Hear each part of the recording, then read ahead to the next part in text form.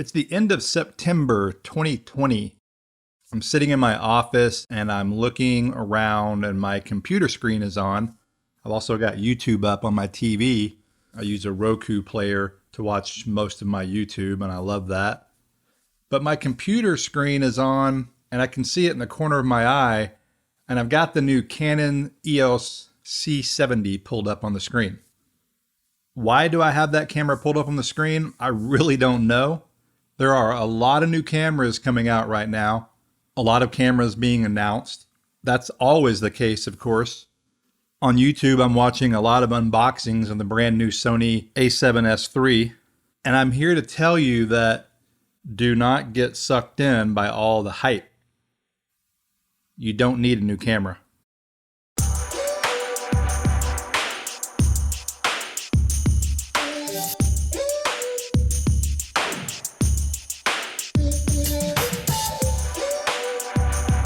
Hey guys, Blake Calhoun and another episode of Almost Professional, the podcast about mobile filmmaking, DIY filmmaking, indie filmmaking, really all things filmmaking. And today I'm going back to a topic I've talked about before. I've actually talked about it several times, and that is the temptation to get a new camera when you don't need one.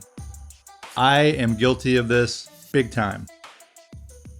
And so this podcast really should be directed at myself, but I'm passing along my own experience in the hopes that maybe you won't make the same mistake. That's probably the wrong way to phrase that. Really, it's about using what you already have and that you don't need to constantly be upgrading your camera and spending a lot of money. This last week, I was on my first video shoot in about 6 months. Now, that's client work. I've been doing all my YouTube stuff, and that's kept me busy during the pandemic. But I have not done any shooting out in public really until last week. I've done some editing, some client work for editing. As a reminder, I am a writer, producer, director, do a variety of different things, but my main bread and butter is probably doing small commercial work and corporate video. I do indie films and I do some freelance editing as well, primarily for commercials. But a large part of my work in the past has been doing freelance shooting. And so I was on this job last week at a hotel, and it was interesting because we had to get our temperatures taken every day. We had to wear masks the entire time.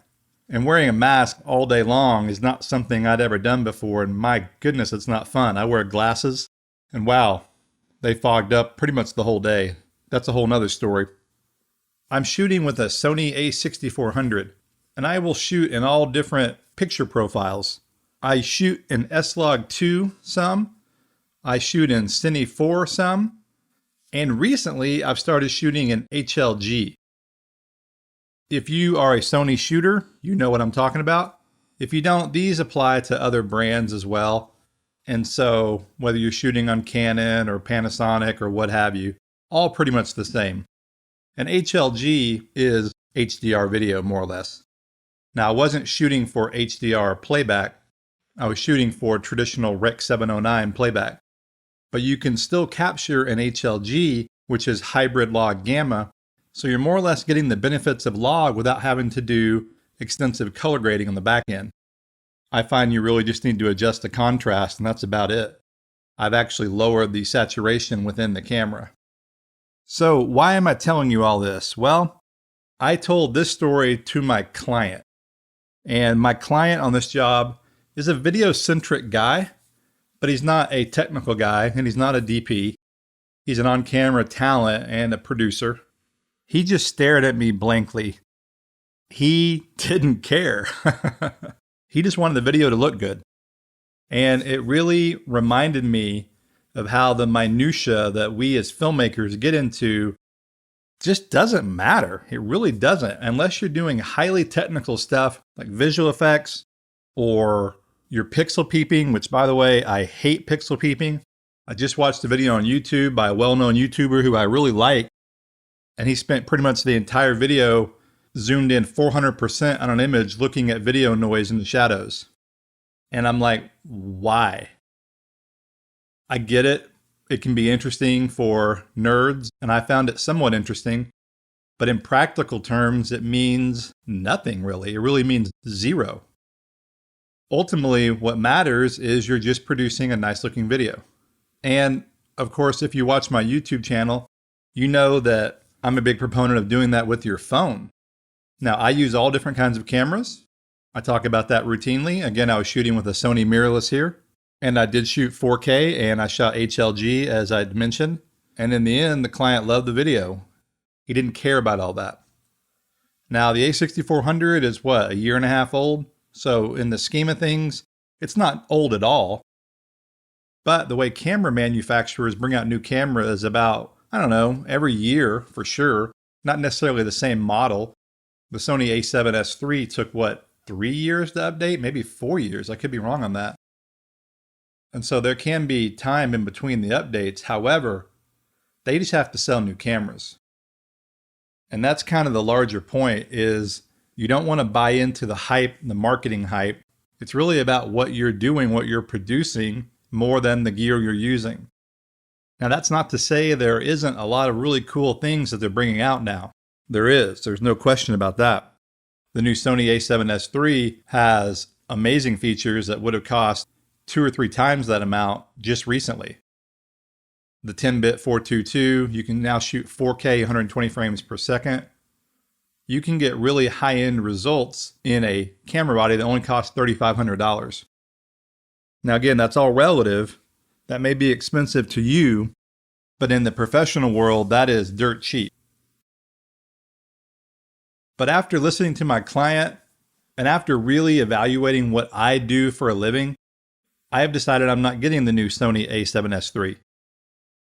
The main thing I use my Sony for are event type shoots, and that's what I did recently, and YouTube. And when I shoot my YouTube videos with that, I shoot 4K and I shoot in the 60 megabits per second variety. You can shoot 100 megabits as well, but I find that bogs down my computer quite a bit. And so that's another thing about getting a new camera, including the new C70 I'm looking at. You got to have a fast computer to edit that stuff. The recent Canon R5 and R6 announcements, those are cool cameras. Well, they're not cool, they're hot, pun intended. They overheat. Everybody's heard about that. Seems like some firmware is resolving a little bit of that. But if you shoot in their highest quality modes, for lack of a better term, it just really bogs down your computer. I've watched a lot of YouTube videos on that too. And so you got to take that into consideration as well.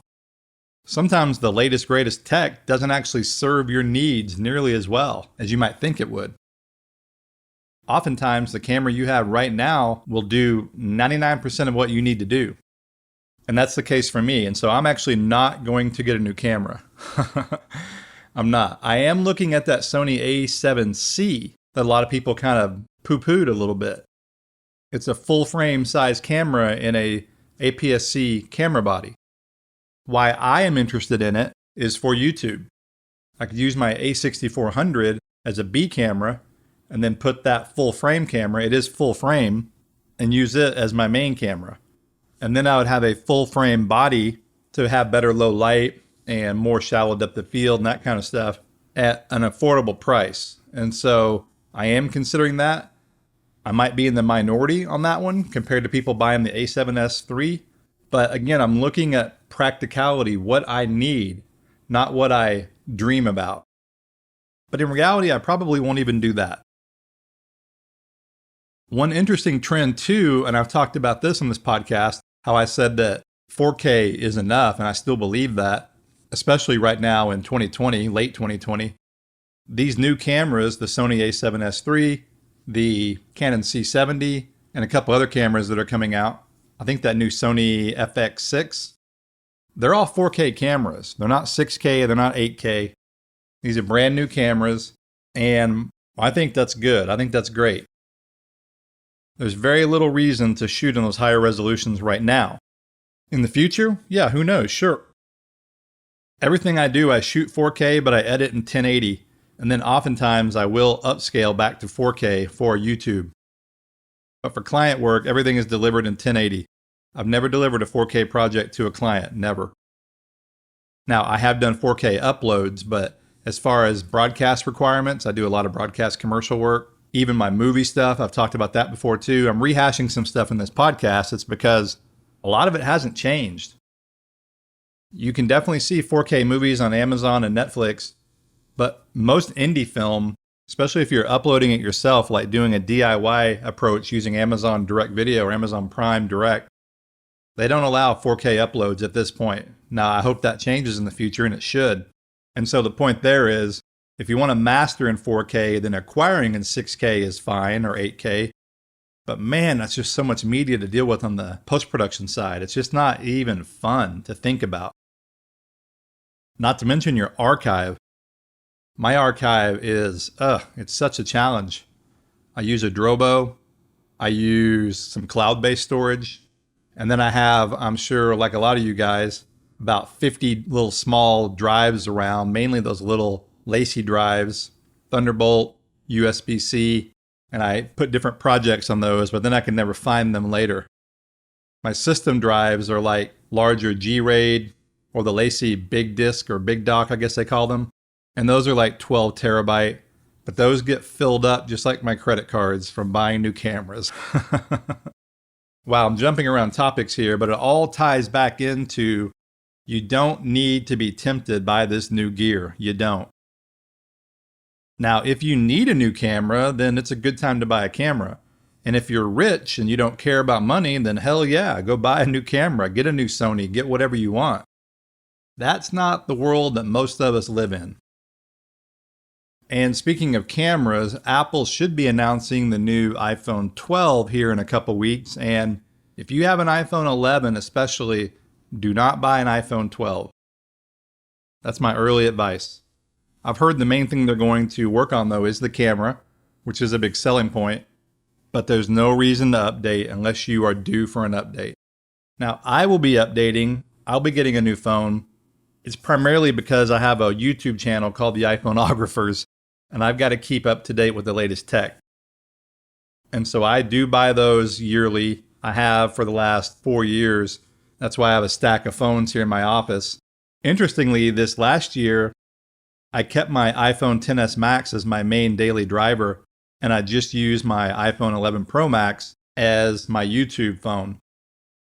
It actually worked out better than I thought it would, and I actually never thought I would do that. I thought I would make my latest, greatest phone my daily driver, but having the ability to use that on shoots or demo it, but then still have my other phone available for, making phone calls, checking emails, whatever, has worked out pretty well. And I'll probably do that with the new phone too. I'll make the iPhone 12 my YouTube phone, and then I'll move up to my iPhone 11 Pro Max and make that my daily driver. And my iPhone XS Max, my daughter probably wants, but I don't know if I'll do that or not.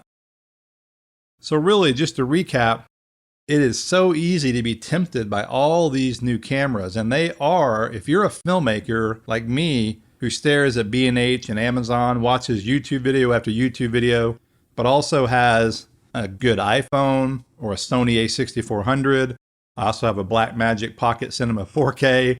I also have a Canon XC10, which is a small hybrid camera that is part cinema camera, part E&G camera. It shoots log. It's a great camera. I've actually relegated that to doing mainly corporate stuff and a B camera. And then, of course, I have my older Blackmagic Pocket camera. At the studio, we have our Red cameras. Those are different. Those are for bigger productions. The point is, I have a lot of cameras.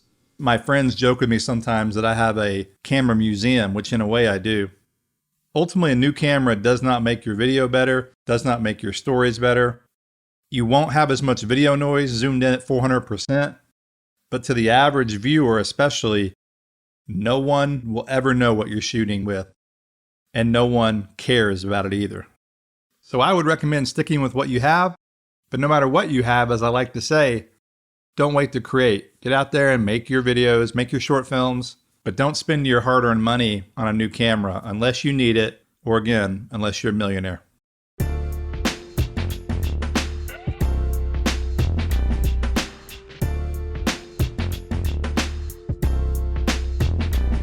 Just a quick reminder that if you're new to this podcast or to my YouTube channel, I do offer several courses, mobile filmmaking courses, and I'm actually right now waiting to hear about Filmic Pro version 7.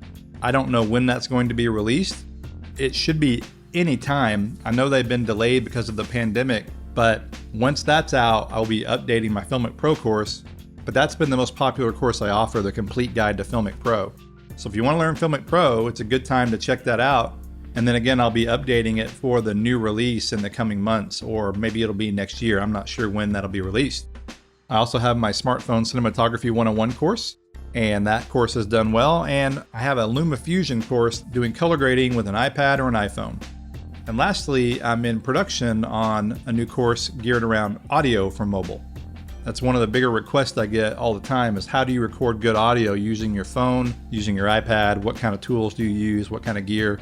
And you may or may not know, but I record all my podcasts using my phone. I'm doing it right now. I'm using the Medic Recorder app, and I'm using a small Sennheiser Lightning microphone.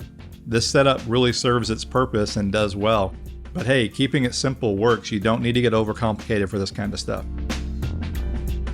Coming soon to this podcast, I'll have some more interviews with industry types that are doing cool stuff in mobile filmmaking and indie filmmaking. So I'll update you on that. I've been trying to do one of these about once a month, every 3 to 4 weeks. During the pandemic, I've slowed down just a little bit, but I've pretty much kept on that schedule. And I've definitely kept up with my YouTube videos. So if you're not subscribed on YouTube, definitely do that. It's youtube.com/iPhonographers.